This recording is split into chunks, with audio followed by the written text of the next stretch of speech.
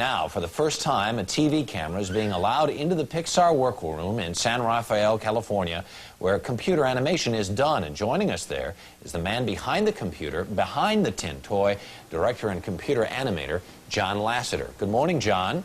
Good morning, Harry. Tell me what is in front of you right there. What's in front of me is a 3D digitizing station. It's very similar to, a Macintosh, like you have the mouse. That's two-dimensional. This is three-dimensional. I have this little wand, and I can take and see how I can use it as a camera, is one mode, and move in and out. And what I have in front of me is actually a clay sculpture of the baby in Tin Toy's head. His name is Billy. Move the wand around a little bit so we can see on this other screen how it works. Yeah, see how you can move in and out and take a different view of the clay head. And what we do with this is I would freeze it, then go in and use the wand. Then there's a grid over the baby's head, and I could then take and digitize. And what I get out of this is like a skin. It's like a surface of the baby's face and head. What did you use for reference? Where did you go for reference on this? The inspiration actually for Tin Toy was from videotapes, home videos of Bill Reeves's daughter, Julia. These are some pictures of her up here. As you can see, there's lots of reference shots that I took of her. It was sort of funny. Once I realized that I wanted to animate a baby, I went around to friends who had babies and say, hey, do you have any home videos? Let me see them. It's the opposite of most people who hate to see them. Don't want to see them. I'm a connoisseur of it. I collected about 9 hours of videotape. Let's go on over to the other workstation, and maybe you can explain a little bit more how this whole process works.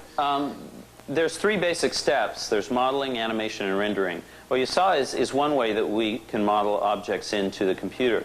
The second stage is animation, and that's where we take those models in and move them.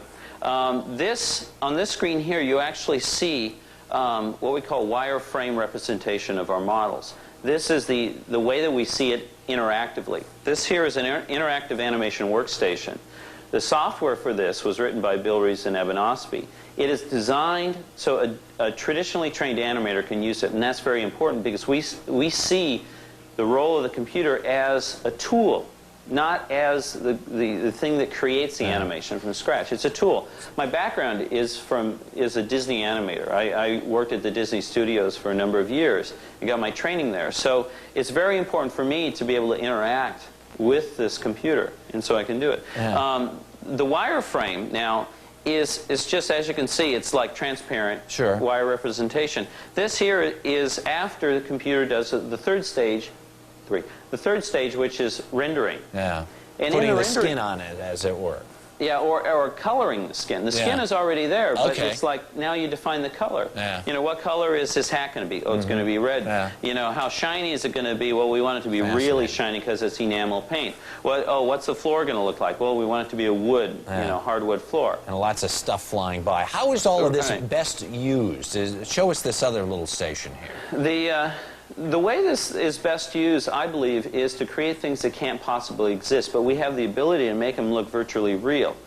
And we've done work in special effects for feature films, Star Trek II, The Wrath of Khan, and Young Sherlock Holmes. And in Young Sherlock Holmes, they came to us, the producers, and said, we don't know how to create this stained glass knight jumping out of a window. It's supposed to be 18...